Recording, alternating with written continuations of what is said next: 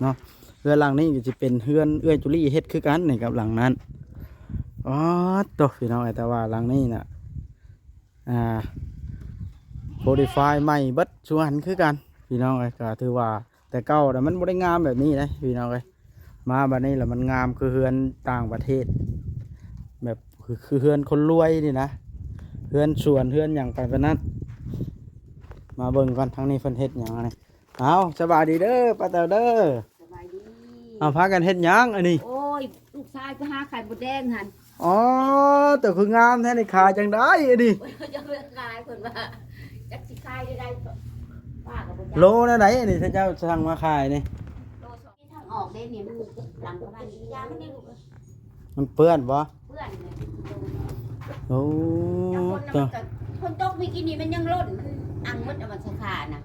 ลูกมีทางออกได้ ไอ้ต้อเราไปใช้ช่างต้อนะ เอ๊ะม่วงอาศัยมุมมองใส่ว่ารา โอ้ คาลูกมีต่อ พอดีเลยค่อยสิกินน้ำพังเว้านี่ ไปใช้กับ อย่าลืมกดติดตามเพื่อเป็นกำลังใจให้ผมด้วยนะครับทุกคนขอบคุณมากๆครับพี่น้องไอ้ดูโดยเปิดภาพขึ้นก็ได้ หลังจากส่งน้องแต่ขึ้นรถเป็นที่เรียบร้อยแล้วก็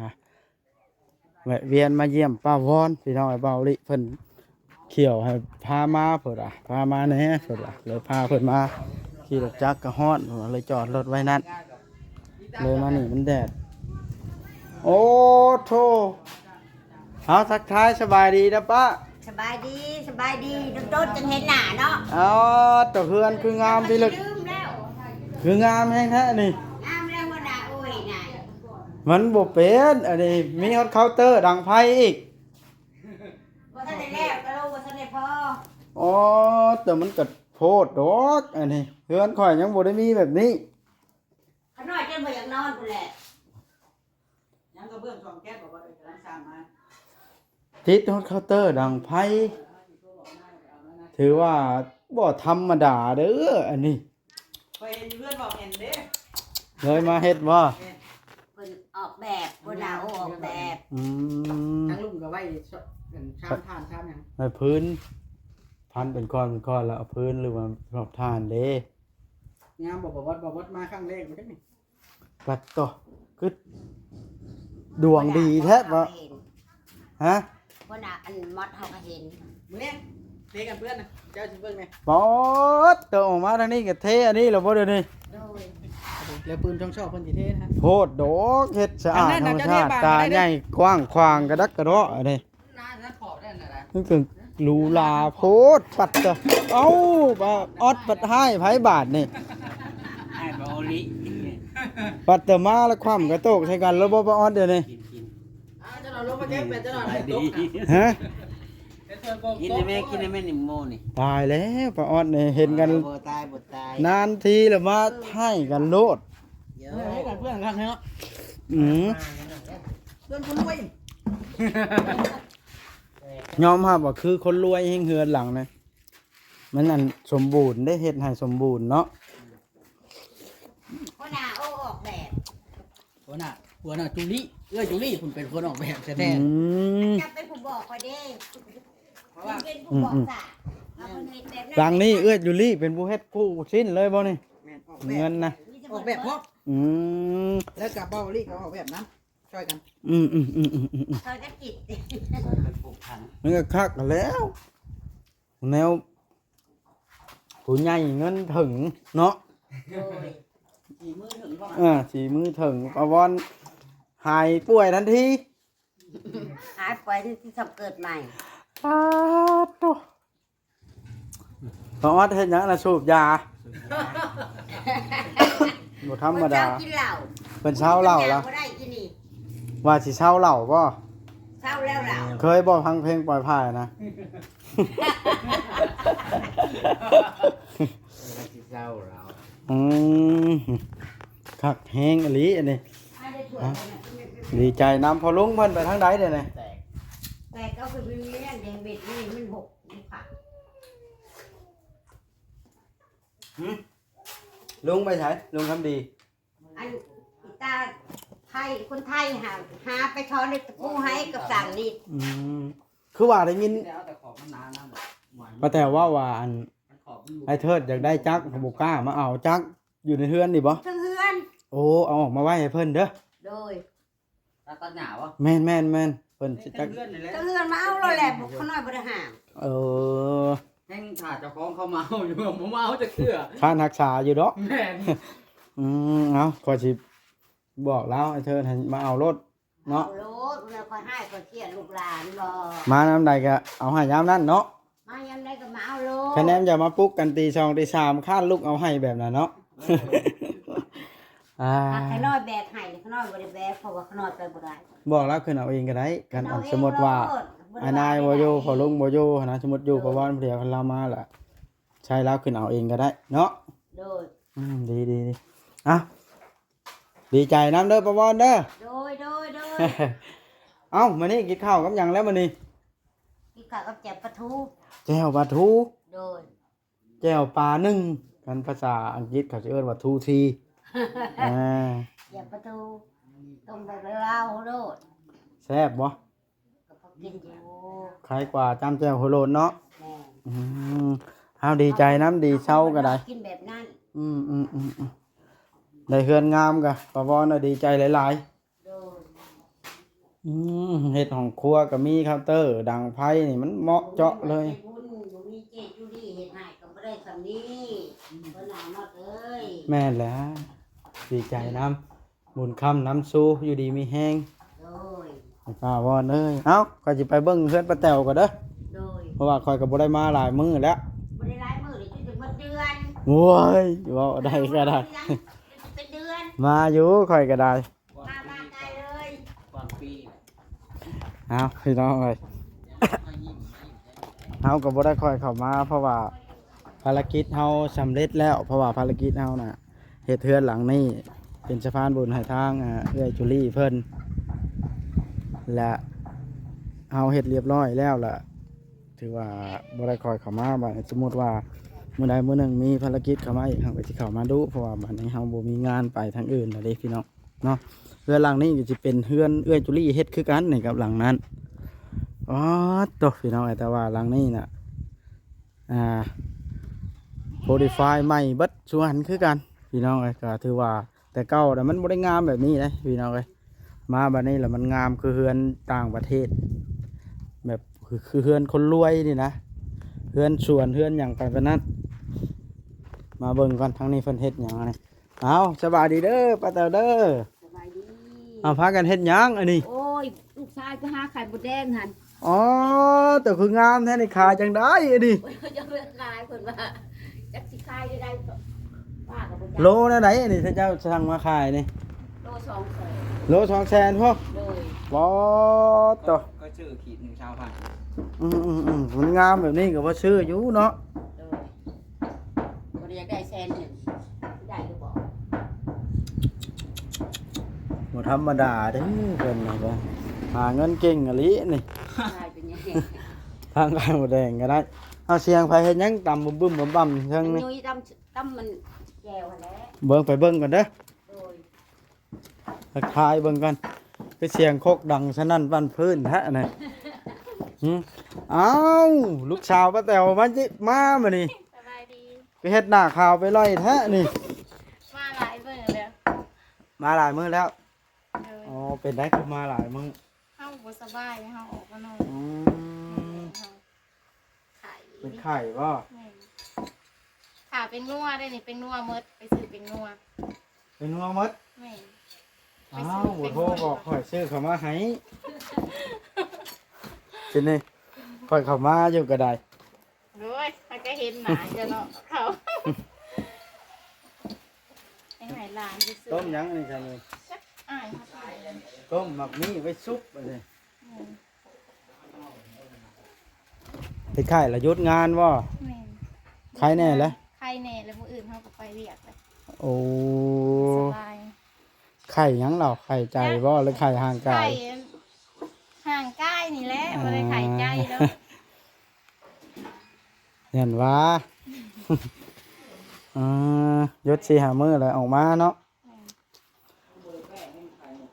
ทำแจ้วเฮ็ดหยังนี่ชาวยุยกินมะม่วงวะ กินมะม่วง พอกินน้ำหน่อยเด้อ โดย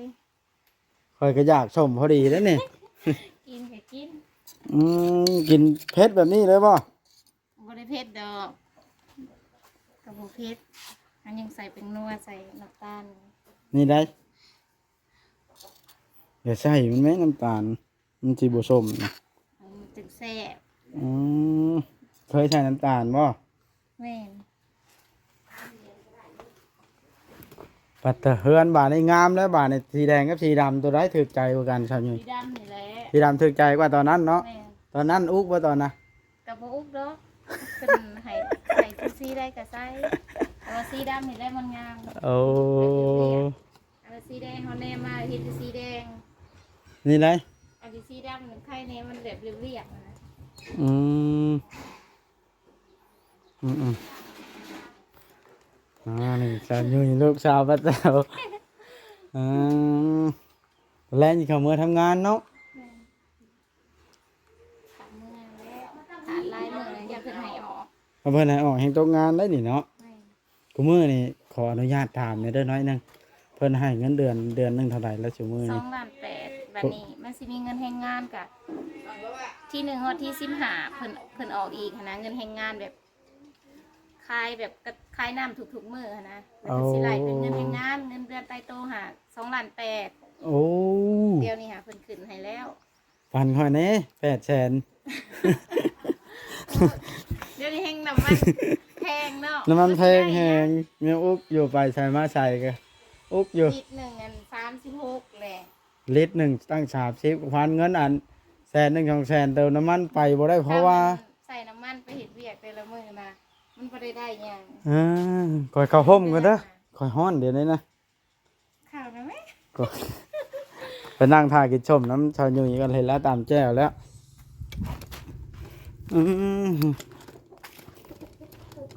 หักระบาดเลยเนาะย้ำพลนี่แล้วสิเข้ากันล่างบ่ได้เนาะ คนนี่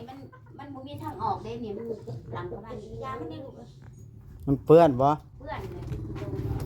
โอ้ ยังคน ตั น่ะ ว มันก็คนตกมีกินนี่มันยังล้นมันอังมดเอามาใส่ขาน่ะมันบ่มีทางออกเด้ ไอ้ต้อเราไปใช้ช่างต้อนะ เอ๊ะห่วงอาศัยมุมมองใส่บ่ได้ โอ้ ทางมีต่อ พอดีเลยค่อยสิกินน้ำพังเว้านี่ ไปใช้กับ ช่างต้อพิษม่วง ถ้าเห็นเลย โอ้มากินชมน้ำกันดิ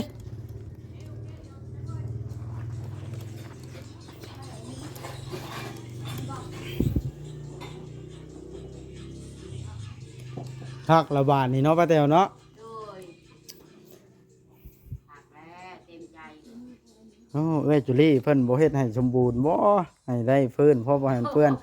บ่ได้ชื่อเสียงแบบว่าเฮ็ดให้มันงามเลยนี่ เดี๋ยวบ่เทพื้นน่ะป้าให้ดีใจแล้ว คือสิอันสะอาดหูสะอาดตาเนาะแบบเพื่อนหลังนั้นกับตอนเราเฮ็ดให้ถึงอะไรยอมรับเลยเฮ็ดแบบสะอาดเนาะ โดย บ่เพื่อนถ้าเจ้าสองไอ้น้องนี่คอยเว้าตรงๆซะป้าวอนป้าแตวนี่คนบ่มักสกปรกเข้ามาเดินเฮือนนี่สะอาดเนาะเป็นคนที่ดูเมียนกวาดหั่นนะบ่แม่นว่าเห็นหน้าละย่องเลยคอยเว้ากลางไม้หรือว่าไปเว้ากันคอยก็เว้าอยู่เลยเข้าไปอยู่หั่นคือบ่มีขี้เหงื่อแบบว่าเป็นสะอาดนะปกติไปเฮือนลังคนนี่โอ้ยหกมันเยอะไหมเนี่ยไปทางใดอัน พอลุงเรือน แม่นพอลงในเฮือนนี่ เด็กไปทอดเลยกระปูนี่นี่เด็กกับหัวนางวอน โอ้เป็นจ้างวะ เป็นจ้างมาพูละพันมา โอ้ไปไปจังมือแล้ว ไปมื้อเช้านี่ ดีแล้วมีงานเฮ็ดเนาะ โดย ว้ายอยากได้อันเทพื้นเด้คือสิ โอ้ยก็ยังได้ที่อื่นอยู่ สำบายยาแล้วป้าแตวเอ้ยเอาซ้ำได้ซ้ำมีถือว่าโอเคแล้วซ้ำนี้ก็ได้บ่มีผู้เทียบแล้วเบิดในบ้านอันนี่มีแต่เจ้านี่ได้นะครับอันประวรนี่ได้เนาะป้าออดผู้หนึงก็เนาะแต่ว่าเราก็ได้ซ้ำเราผู้เดียวแล้วล่ะก็ถือว่าโอเคเป็นซอยให้มีอยู่มีกิน แม่ป้าก็ได้สมิก็โอ้ยดีใจแล้วเป็นโพผมให้แม่ป้า เลย ยกสก ก่าเท่าช่วยมาซาถูกไปเรื่อย ว่าแล้วก็คือได้ยินข่าวว่าไอ้เทิดมาบ่จะเว้าของมันน่ะ โอ้ยมาตลอดได้มาเฮือนนี่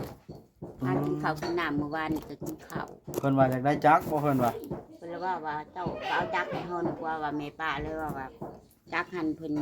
ถาถามหมวด YouTube ก่อนให้เพิ่นเว้าให้จังไปเอา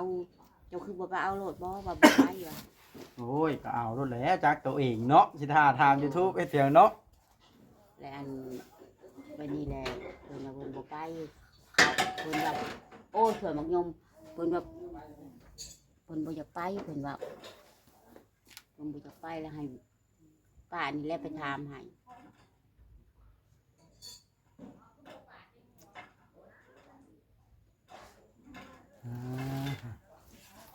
เป็นหยังเพิ่นสิฟาดใส่น้ำข้างแน่บ่ได้ในมะม่วงนะ จากน่ะเพิ่นบ่ต้อคุณม่วง จังบ่คันคอเนาะ เพิ่นว่าเอาลิมากินก่อน โดยเอิ้นเพิ่นมากินโลด กินน้ำกันเนาะมันจัง โด แซ่ ย บ ไม่จังแซ่บมันหลายคน จะว่างามบ่เราเฮ็ดให้เอื้อยจุลีเฮ็ดให้ งามตลาดหยังก็งามเพิ่นเฮ็ด สะอาดเฮ็ดถึงเนาะ สาธุสาตามีความความด้วยเทออกเทออกเทเมื่อวานว่าเทออกเพื่อนใด คือสิอัน เทออกเพื่อนใดจ้ะ เบิดหลายได้เงินนี่เนาะ โดย ปัดตะแดงจึงครึ่งเป็นตะย่านแท้นี่ เอามาได้แม่มึงเนี่ย สร้างท่อเพิ่นมาได้ไหมบ้านนะ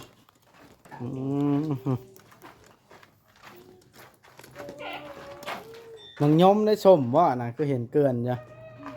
แล้วมึงยมฝาด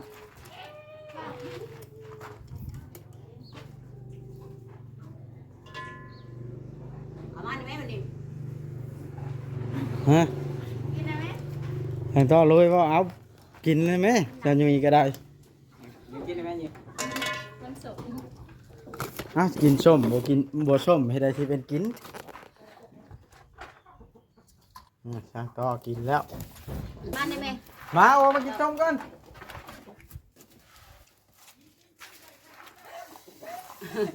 กินส้มนั่นไงมาบ้านนี่บุกีไก่แล้วได้ กินโลดป้ากินบ่ได้จำบ่ได้ มาพี่น้องมาดีวันสิคนกินมะม่วงกันบ้านนี่ต้นเดียวกันนี่บ่ลืมม่วงต้นเดี๋ยวนี้ ต้นตัว ม่วงยังชื่อมันนี่ แก้ว มึงเกี่ยวมึงยัง นี่ มัน บ่ ชุบมันยังแดงจ้ะ มันชุกเลยแซ่บเลย สุกละแดงบ่ แดงแข็งเลยแบบแข็งเลยบน่วมเลยนะ บ่เหลืองแดง แบบสไตล์มองไข่มันสิแข็งมองไข่ ส้มมือเนาะผักอยู่ม่วงเฮา มาแก้วแบบนี้บ่ ผักอยู่อย่างแบบนี้ก็ได้สิลองชิมกันชิมมือไผได้ชาวยุยบ่ลองก็ได้ขออนุญาตได้ซีเด้อ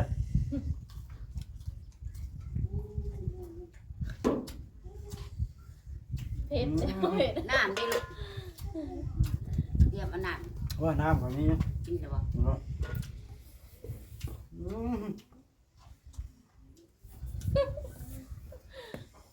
ชมไหมเนาะคือมะม่วงเหี่ยวนุ่มแบบนั้นเนาะแต่เป็นใหม่ๆพอนี้นะ ไม่ใหม่แล้ว ลองมือนี่ครับ ต้นหน่อยๆเป็นดก ต้นมะม่วงมันไม่ค่อยเป็นได้ปีต้นเดือนเนาะ แม่อันนี้เป็นคุกกี้ ลองตัวนี้ดีกว่านะต้นที่ดังโป๊กเนาะ แม่เลย ทำก้อนใส่ดำดีวะ